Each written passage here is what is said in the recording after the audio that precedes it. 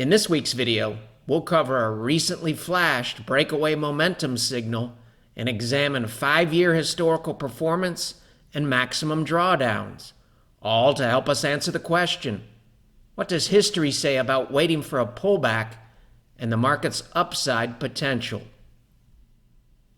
Quote from last week's video, we are about to see the best economic data we've seen in the history of this country. As we scroll through numerous ETF charts, ask yourself, does the look of the chart, and more specifically how the chart has evolved in recent weeks, align with or contradict the quote? Given the actions of central banks around the globe over the past 10 years, it's relatively easy to make a logical argument that both stocks and bonds are overvalued. Let's focus on bonds for the time being. This is a very long-term monthly chart of the 10-year yield going back to 1962 on the left side of your screen. Yields recently hit their lowest level dating back to 1962, which means it's pretty easy to make the argument that the upside potential in interest rates is probably greater in the long run relative to the downside potential. And we know when interest rates rise, bond prices fall. June 4th, 2020, close-up view of 10-year yields. Been trending sideways for several weeks as the S&P 500 made a new high for the current rally, broke out to the upside. Now we're looking at higher risk, higher yielding bonds, JNK, relative to long-term Treasury bonds, TLT, dating back to 2002. This is the 51 trading day rate of change. Why 51 days? It's been 51 trading days since the S&P 500 made a low on March 23rd, and that's as of June 4th, 2020. In late 2008, we hit the lower blue line. We've only done that one other time, and that's in the present day, 2020.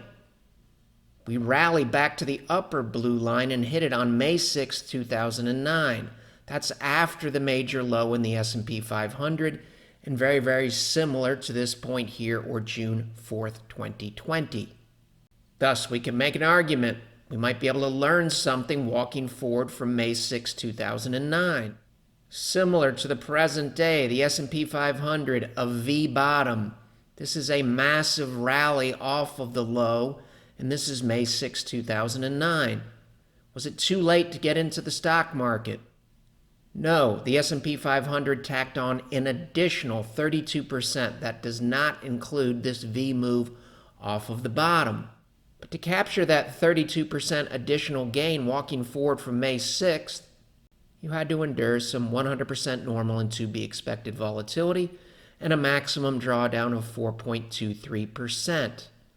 In order to capture this, it's very, very important to have realistic expectations in the world of investing. May 6, 2009, similar to June 4th, 2020.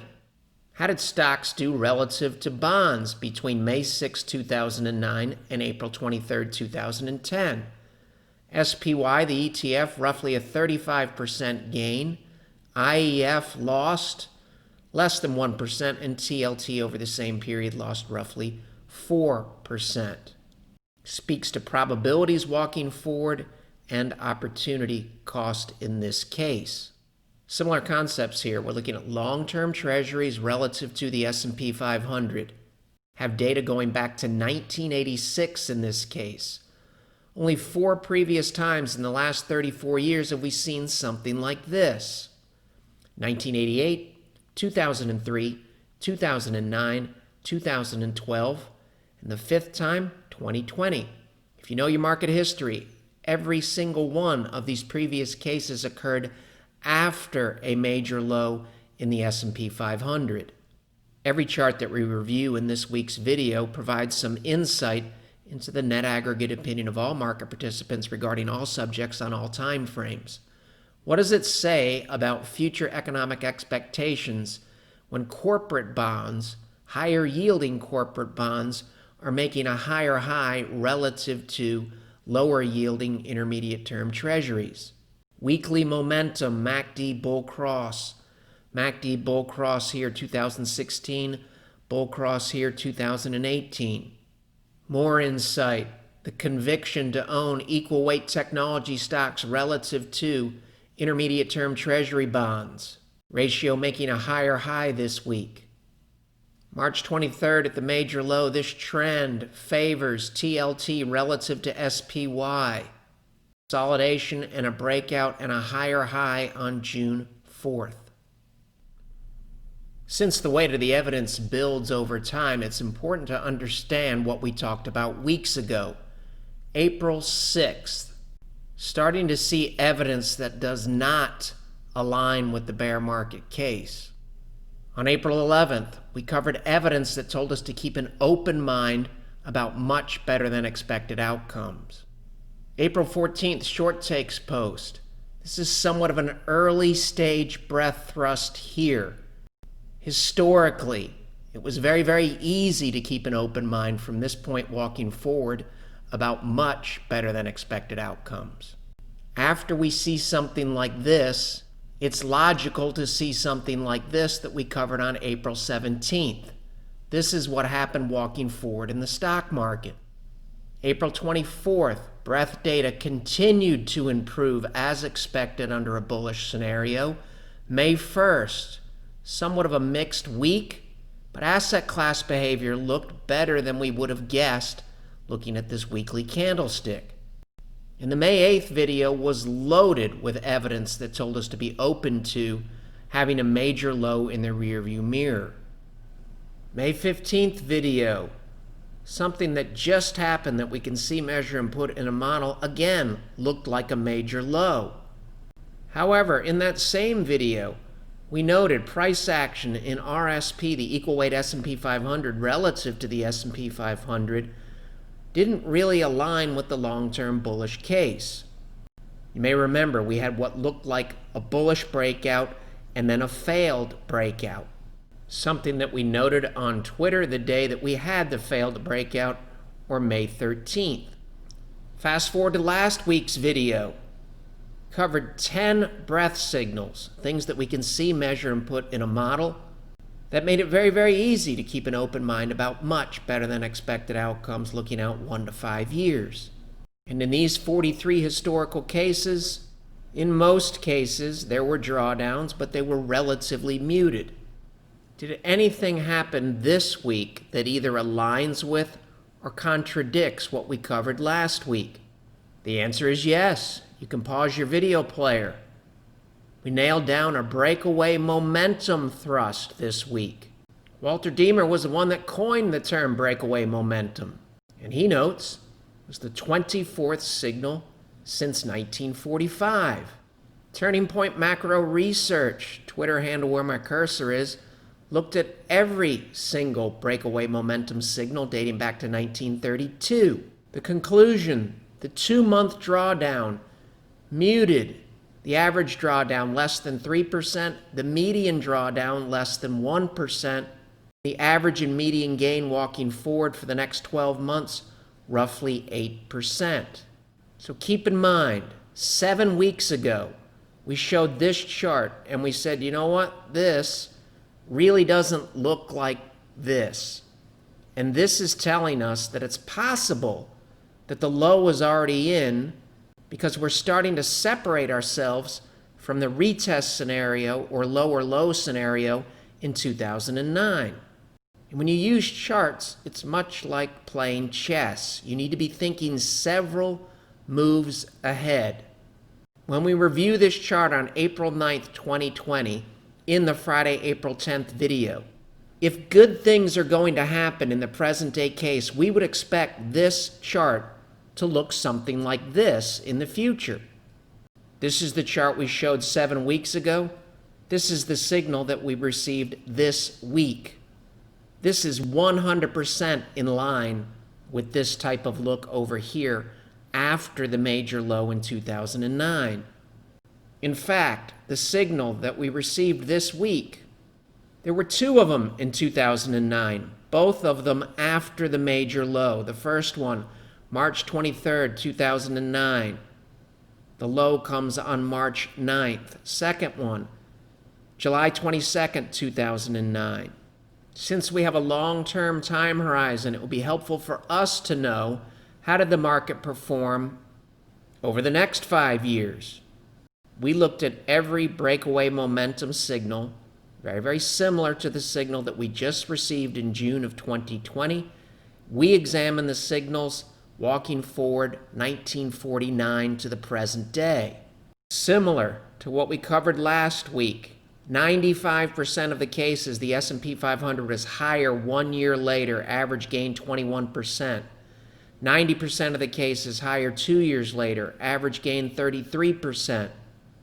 5 years later, 100% of the cases higher, average gain 67%. What about drawdowns? We looked at the maximum drawdown in all of the cases from 1949 to the present day. 41% of the cases saw no drawdown. You never looked back after the breakaway momentum signal. 82% of those cases, the maximum drawdown, 6-month drawdown was less than 2%, and 86% of the breakaway momentum cases experienced a maximum 6-month drawdown of less than 5%. The average drawdown in all of these cases on the screen here, less than 2%, the median drawdown, less than 0.5%. And typically that drawdown happened relatively soon, in about 1 to 3 weeks. Therefore, the risk-reward ratio in the historical cases, very, very satisfying. Low probability of an extremely large drawdown and a high probability of good things happening walking forward. Basically the same message that we covered in last week's video. Once again, we have something that just happened this week that speaks to the odds of scenario 1, 2, and 3 relative to scenario 4. May 15th video, we covered the concept of weak trends in the present day. Remember, we showed that all of these cases had relatively weak trends, but in all of these cases, the relatively weak trend-looking chart started to improve significantly. So we basically said the chart on May 14th, 2020, we wanted it to morph into something like this, because in every single one of these cases, the gain to the next significant peak was very, very satisfying. So the million-dollar question is, has this chart here improved? The answer is absolutely, positively yes. And it's improved significantly as of June 3rd, 2020. Remember earlier in the year we talked about the leadership change that took place after the major low in 2009. S&P 500 makes a major low, the institutional index, the previous leader, starts to lag. Keep in mind, the institutional index still did very, very well off of the low in March of 2009. This is a relative performance chart. Here's the major low. Your leaders start to lag. Present day, quality stocks relative to the S&P 500. Market bottoms in this area here, they are also starting to get weaker. Again, it's a relative chart. The quality ETF has done quite well since the low on March 29th. Similar concepts here. Industrials, a laggard. A bearish breakdown here. Now it looks like a failed bearish breakdown. Down here, this look here, is basically identical to this look here. This is a look that the bulls do not want to see.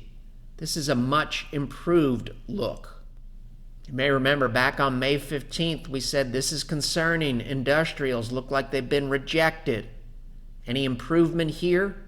Yes, this chart looks much, much better on June 3rd, 2020. Remember, we have a ton of evidence that tells us that markets tend to bottom when the economic data goes from really, really bad to less bad. Covered that on May 1st. Here's an example. Global Purchasing Managers Indexes. Really, really bad. You can see it turning up, less bad. A few weeks ago, only 5% of the global PMIs were improving. Now, 85% of them around the globe improving. You can pause your video player. Comes from NDR.com, Ned Davis Research. It basically says when you see excess liquidity like this, it's bullish. We have it in the present day. Two concepts here: less bad and much better than expected. NYSE advanced decline line weekly. Major low here, December 2018. We get a breakout, present day, similar look. Basic materials in isolation, rate of change, 49 trading days on June 3rd. I might add, economically sensitive basic materials. Get a big and rare spike in the rate of change here after the major low in 2009. Only happened one other time dating back to the year 2000, and that's the present day. Monthly, exponential 8 and 9 month moving averages. It looks like the long-term trend is trying to resume. Charts dated May 29th, the last day of May. What about all the protests? Fortune, June 1st, 2020. The stock market has a long history of ignoring social upheaval. NYSE Composite, June 3rd, concerning look, much improved look. We started talking about breadth data 7 weeks ago. Do we have anything in the present day that still looks like an improving data set? Breadth data, S&P 500 stocks greater than their 200-day moving average. A move like this is a breadth thrust right here. Only occurred 2 other times. After the major low in 2003 and after the major low in 2009. All of this aligns with this and aligns with this. Our job is to review the charts and data with a flexible, unbiased, and open mind. I think we showed that the week of May 15th. It basically said this is not what we want to see. Therefore, if all of the bullish evidence that we've presented in recent weeks is accurate, we would expect to see the rally broaden out. And we would expect to see a chart like this go from a concerning look to an improved look. Has that happened? If the answer is yes, how much evidence do we have to back it up? And if the answer is no, how much evidence do we have to back it up? So here's your look here. Bullish breakout and then a failed breakout. This is the concerning look we want to avoid. June 3rd, economically sensitive airline stocks. Breakout. Airline stocks relative to the S&P 500. Much improved look. Economically sensitive transportation stocks relative to the S&P 500. High beta stocks relative to the S&P 500. Even energy stocks are trying to clear this level relative to the S&P 500. Another previous laggard, small caps. 50-day rate of change as of June 3rd. From here, blue line to the green line.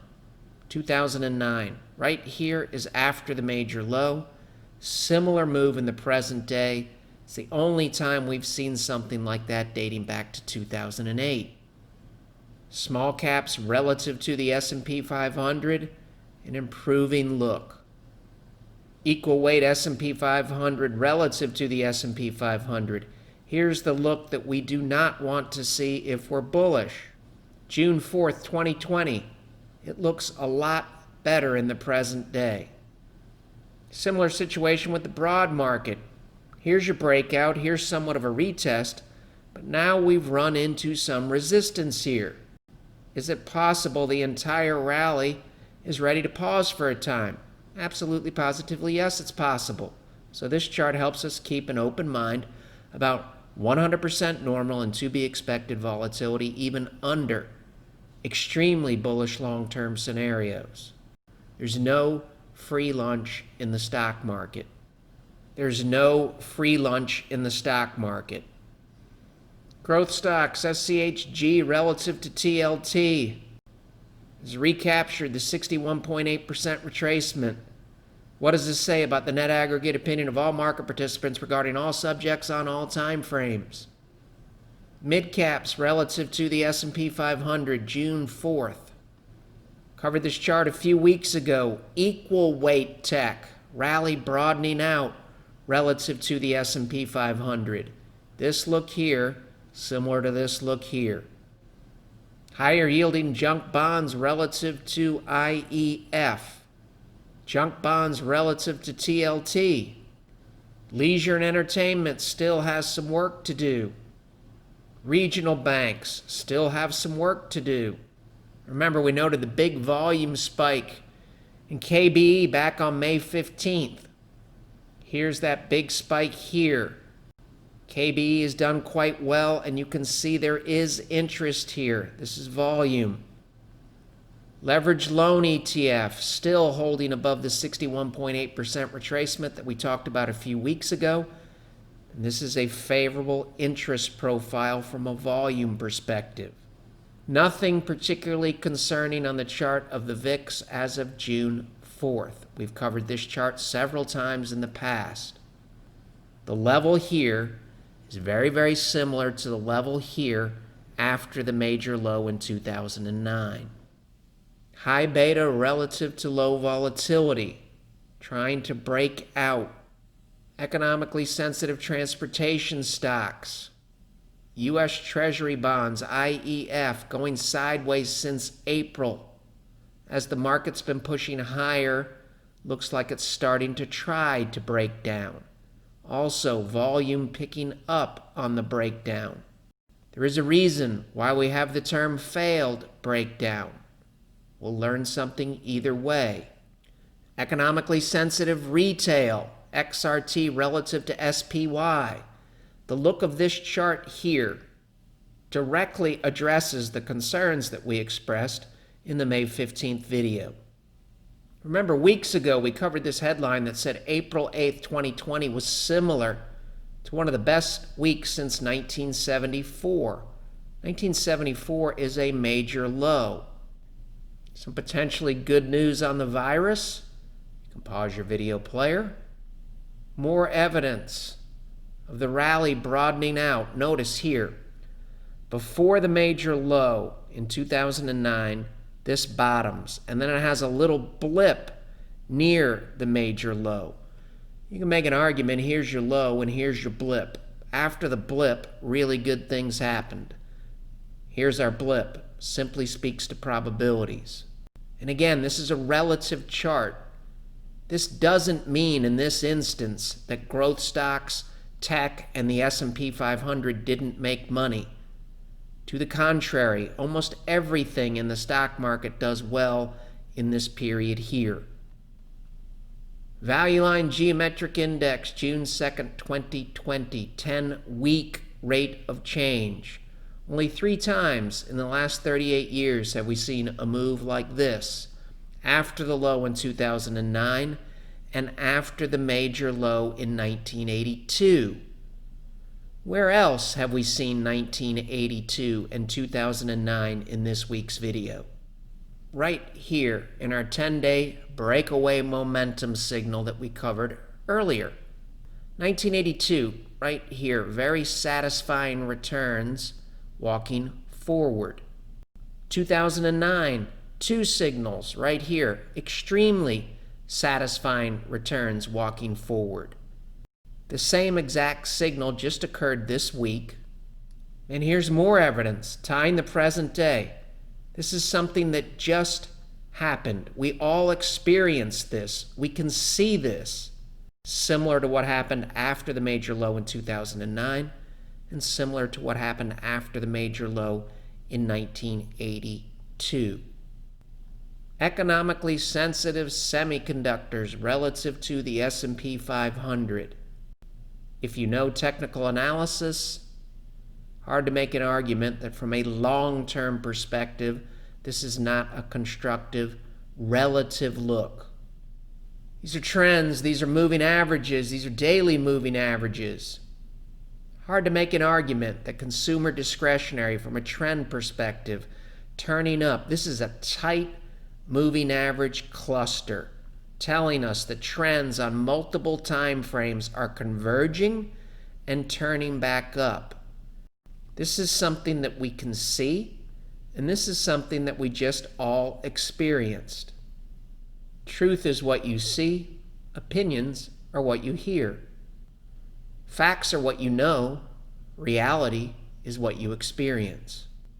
You can make an argument there's a lot of dry powder still on the sidelines, and you can make an argument that this tweet from Sentiment Trader leans bullish.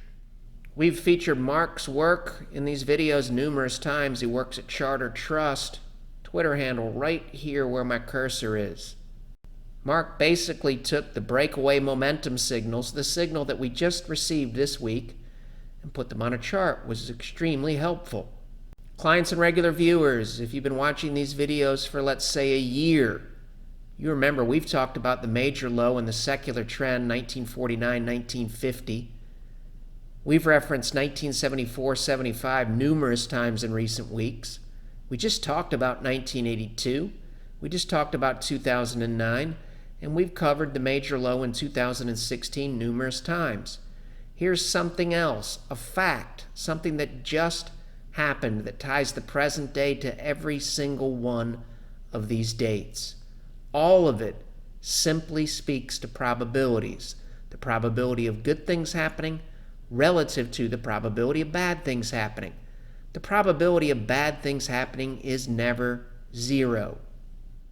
Just as the probability of getting a double-digit drawdown in the present day is relatively low, but it is not zero.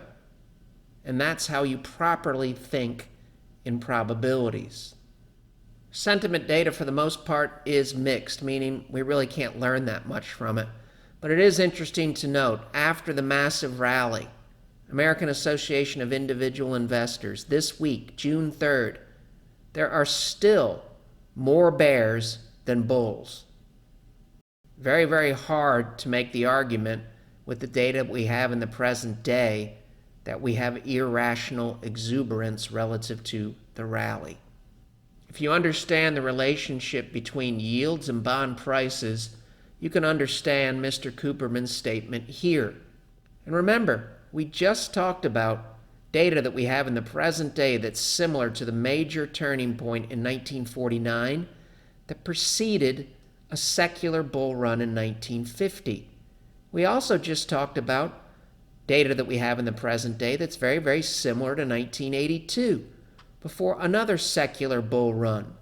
The 20-year annualized real rate of return for the S&P 500, really not that impressive in the present day.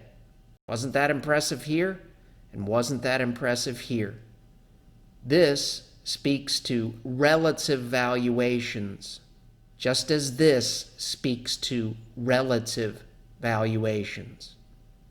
This speaks to risk and reward, and this speaks to risk and reward. And just as we've done every single week, the only way any of this works, and the only way that we can hope to capture these type of returns, even if really good things happen, is to always maintain realistic expectations about 100% normal and to be expected volatility, and to head into next week and every week with that flexible, unbiased, and open mind. The material in this video has no regard to the specific investment objectives, financial situation, or particular needs of any viewer. This video is presented solely for informational purposes and is not to be construed as a solicitation or an offer to buy or sell any securities or any related financial instruments, nor should any of its content be taken as investment advice. Any opinions expressed in this video are subject to change without notice, and Shavaco Capital Management, LLC, or CCM, is not under any obligation to update or keep current the information contained herein. CCM and its respective officers and associates or clients may have an interest in the securities or derivatives of any entities referred to in this material. CCM accepts no liability whatsoever for any loss or damage of any kind arising out of the use of all or any part of this material. We recommend that you consult with a licensed and qualified professional before making any investment decision.